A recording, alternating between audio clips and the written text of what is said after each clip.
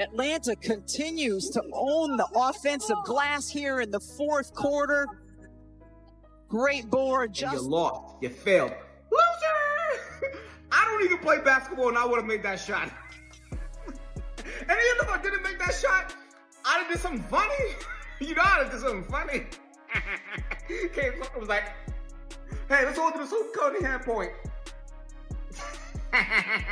It's just 35% from three after a couple years in the 40s. Howard misses that one. Ryan Howard or Alicia Gray, I think Ryan Howard, airballs a shot to win the game late.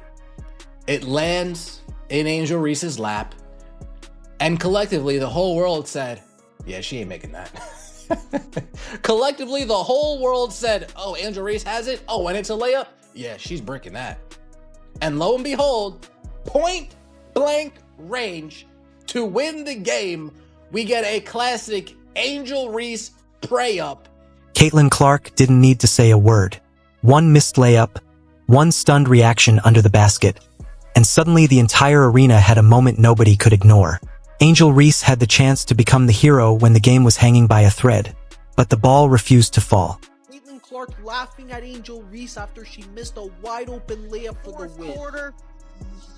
Great board, just could not convert it. Was pushed under the hoop just enough to not have a great angle. To OT we go. Then the cameras caught Clark smiling, and that tiny reaction instantly added another layer to an already heated rivalry. But was Clark actually laughing at Reese, or was something bigger happening in that moment? What happened next turned a dramatic finish into an overtime battle, with pressure, controversy, and one final test of composure. Angel Reese, you had me laughing at you, girl. I told you, Angel Reese is a pure bum, the worst kind. Angel Reese is the type to steal the trash off your curb and try to see if she can go put it in her refrigerator. The girl can't make a layup to save her life. She missed like 7 layups in the first quarter. Meanwhile, me, the GOAT, Caitlin Clark, I'm putting on shows every single night. 26 points, 9 assists. Caitlin Clark and the Indiana Fever humiliate Angel Reese. Or maybe Angel Reese just humiliated herself, as the Indiana Fever go on to win. 29 points, 9 assists. Am I looking like the... And this time, every possession mattered. The final miss did not happen in isolation. Long before the clock reached its most dramatic moment, the tension between Angel Reese and Caitlin Clark had already been building possession by possession. Reese entered the matchup knowing that her biggest strengths were exactly what Atlanta needed. She could attack the glass, create second chances, defend physically, and make life difficult around the basket. Because she was crap in this game. A bag of crap. She was awful. Angel Reese was terrible. Speaking of terrible, Angel Reese never beating the allegations. This was to open the game. With Reese leaking out, finds her. Lee Sheet. That was awful. Wow, that was awful. One more good time. It did a... Yeah. Yikes. Holy moly. But early in the game, her offense simply wasn't clicking. Several opportunities around the rim disappeared, and every missed chance seemed to add more pressure to the next possession. Clark, meanwhile, continued playing with the confidence that has become one of the defining parts of her game. One of the most important sequences came when Clark pulled up from deep while Reese was contesting closely. Despite the defensive pressure, the shot dropped.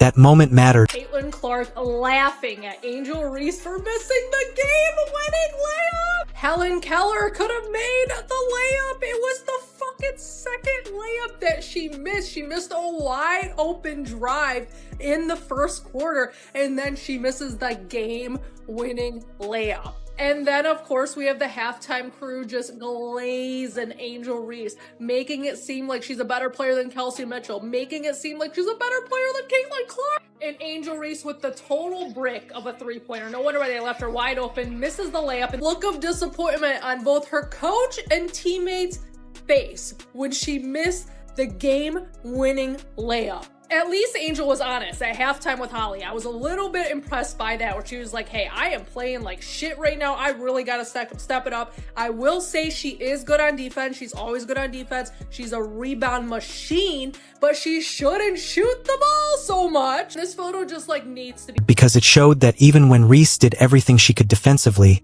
Clark could still create offense. And that's where the psychological side of this matchup started becoming interesting. Reese wasn't completely disappearing from the game. She continued battling for rebounds and finding ways to contribute. But her shooting struggles were becoming impossible to overlook.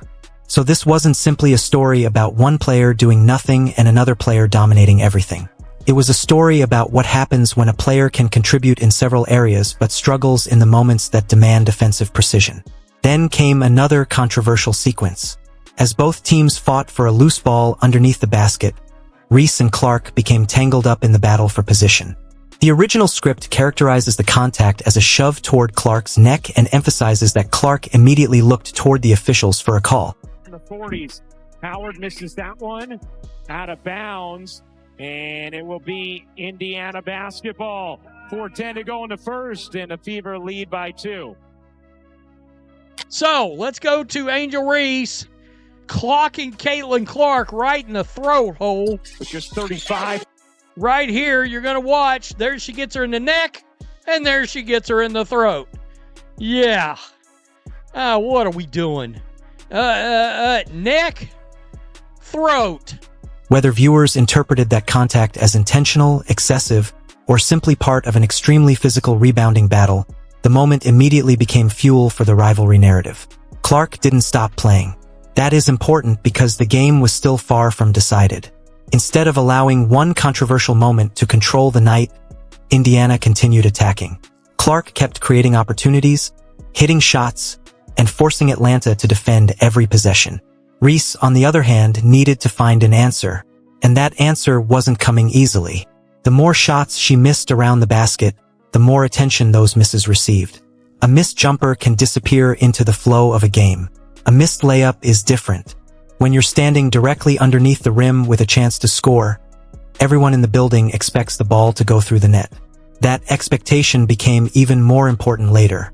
By the fourth quarter, the game had transformed into a completely different battle.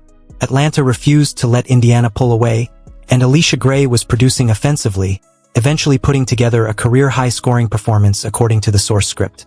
The pressure was rising on both sides. Every possession suddenly had consequences. And then the scoreboard reached the moment that would define the entire conversation. The game was tied at 81. Atlanta had the ball. Ryan Howard launched a three-point attempt, but the shot missed. Reese fought through traffic and came down with the offensive rebound. Suddenly, the player who had struggled around the rim all night had exactly the opportunity she needed.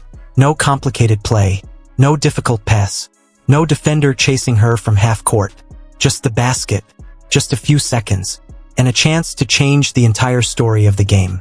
This was the moment when everything Reese had been dealing with suddenly became irrelevant. The earlier misses didn't matter. The criticism didn't matter. The physical battle didn't matter. All that mattered was finishing. Reese went back up, and the shot didn't fall.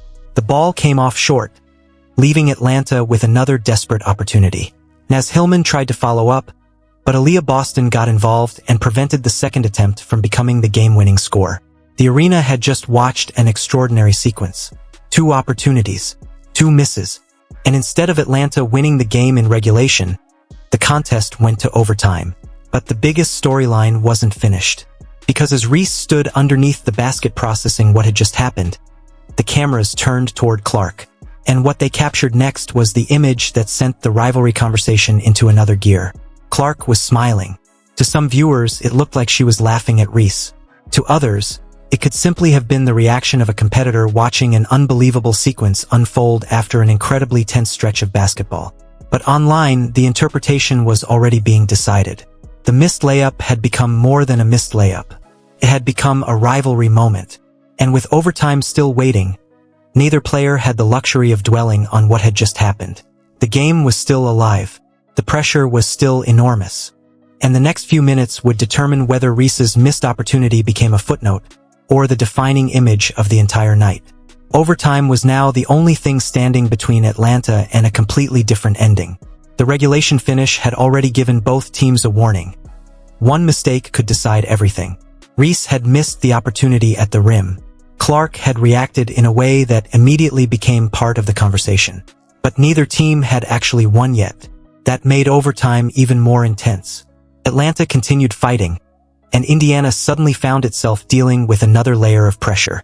With the game moving into its final possessions, every whistle became important. Every defensive stop mattered. Every free throw could swing the entire result. Then came another controversial moment involving Clark. Late in overtime, officials called a foul on Clark that sent Ryan Howard to the free throw line. Indiana challenged the decision, and even the broadcast discussion questioned whether the call would survive review. But after the officials examined the play, the foul was upheld. Howard stepped to the line and calmly converted all 3 attempts, immediately putting Atlanta back into striking distance. Suddenly, the game that looked like it might belong to Indiana was alive again. This is what made the finish so important. Indiana had already survived Atlanta's best chance in regulation. Now the Fever had to survive overtime pressure as well. And this time, Clark couldn't simply rely on one big shot. She had to manage the clock. She had to handle the pressure. And most importantly, she had to make the right decisions when Atlanta started extending the game with fouls. That is where Clark's composure became one of the biggest storylines. With less than 10 seconds remaining, Atlanta was forced to foul. The whistle landed on Clark, sending her to the free throw line with the game hanging in the balance. There was no hesitation. Clark knocked down both free throws. Those 2 shots pushed Indiana's advantage back to 4 points at 95-91, leaving Atlanta with one final opportunity to extend the game. And just like that, the pressure had shifted completely. Earlier, Reese had been standing underneath the basket with a chance to become the hero. Now Clark was standing at the line with a chance to close the door. And she did. That contrast became the heart of the rivalry narrative. Reese had the offensive rebound. Clark had the free throws. Reese had the opportunity at the rim. Clark had the responsibility at the line. One moment ended with disappointment. The other ended with composure. But there is another reason this game became so fascinating. It wasn't simply about who scored more. The 2 players affected the game in completely different ways. Reese continued making an impact on the glass. Her 14 rebounds showed that she was still giving Atlanta extra possessions and fighting through a difficult shooting night. She also contributed 6 assists. Clark, meanwhile, was influencing the game through scoring, playmaking, and late-game execution. According to the source script, Clark finished with 26 points and 9 assists. That difference is important because it prevents the game from being reduced to one embarrassing miss. Reese had a poor shooting night, but she wasn't irrelevant. Clark had a strong offensive performance, but Indiana still had to survive a difficult game that went beyond regulation. That's what made the final result more meaningful. And then there was the reaction. Once the image of Clark smiling after the missed opportunity started circulating, the conversation moved away from basketball and toward the rivalry itself. Was Clark celebrating? Was she simply reacting to the unbelievable sequence? Was it relief? Was it competitive emotion? Or was there a little bit of rivalry involved? The footage could be interpreted differently depending on what a viewer already believed about these 2 players. And that's exactly why the moment became so powerful for social media. People weren't just watching a missed layup. They were watching 2 players who had been connected since before they entered the professional league, now standing on opposite sides of another dramatic finish. Every expression was analyzed. Every possession was replayed. Every piece of contact became evidence for one side or the other. But underneath all that noise was a very simple basketball reality. The game still had to be won, and Indiana found a way to finish it. That is the detail that separates the viral moment from the actual result. Atlanta had multiple opportunities. Reese had a golden chance in regulation. The follow-up attempt also failed. Then overtime gave Atlanta another opportunity. Even after the questionable foul decision against Clark, the Dream still had a path back into the game. But when the final possessions arrived, Indiana was the team that executed. Clark's free throws gave the Fever breathing room, and Atlanta couldn't complete the comeback. So when the final whistle arrived, the conversation naturally returned to that missed layup, because that was the image everyone remembered. Reese underneath the basket, the ball refusing to fall, Clark smiling as she walked away, and a game that could have ended with Reese being celebrated instead going into overtime. That is the cruel side of sports. A player can spend an entire game fighting, rebounding, defending, and creating opportunities, and one missed shot can suddenly become the moment everyone talks about. For Reese, that was the reality of this night. For Clark, it became another opportunity to demonstrate composure when the pressure was at its highest. But there was still one question left. Was this really a story about Reese failing? Or was it a story about Clark and Indiana being better when the game reached its most important moments? Because when the numbers, the controversy, the reactions, and the viral clips are stripped away, that is the debate fans are really having. And the final chapter would come down to what this rivalry has always produced. Pressure, emotion, controversy, and a moment that fans on both sides would remember long after the final buzzer. But the final result was only part of the story.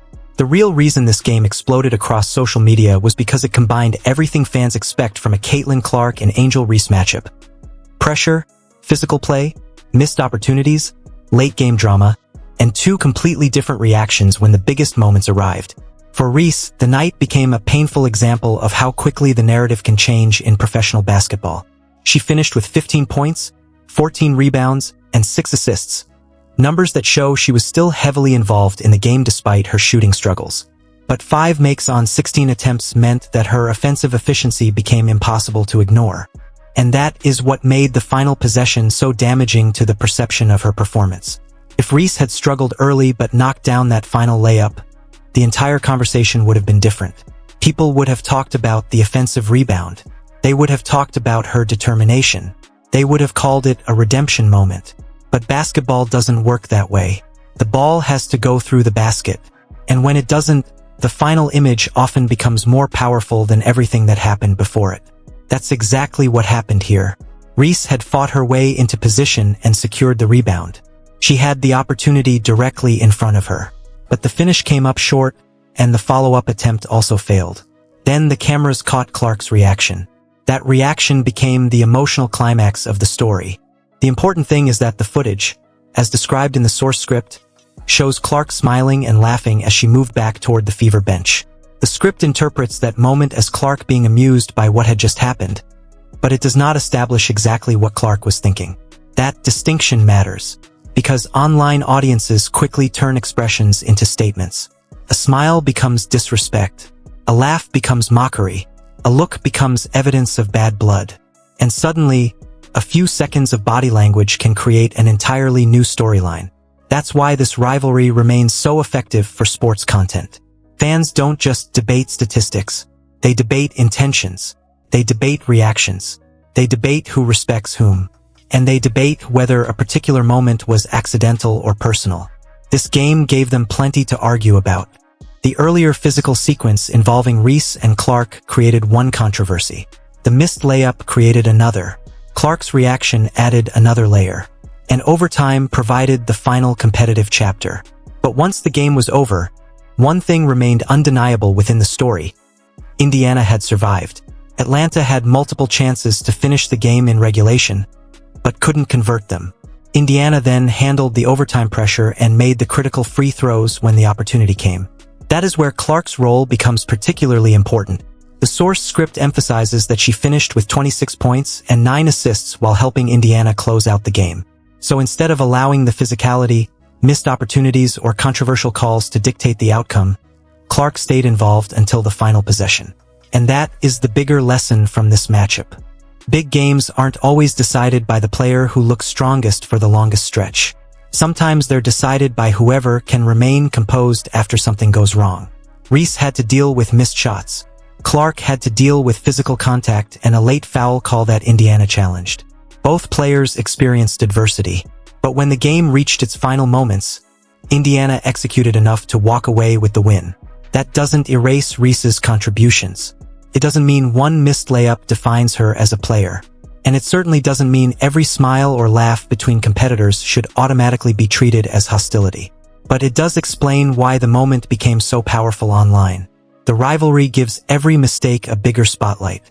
Every success gets celebrated more loudly. And every reaction gets analyzed more intensely. That's why a single missed layup can become the headline of an entire game. For Reese, the lesson is brutal but simple. When the ball comes to you with the game on the line, the opportunity has to be finished. For Clark, the lesson is equally clear. Once the pressure arrives, composure becomes part of the performance. And for the fans, this matchup delivered exactly what they came expecting. Drama, controversy, competition, and another unforgettable chapter in one of the most talked about player rivalries in women's basketball. The final score will eventually become part of the record book. The statistics will eventually become another line on the season's numbers.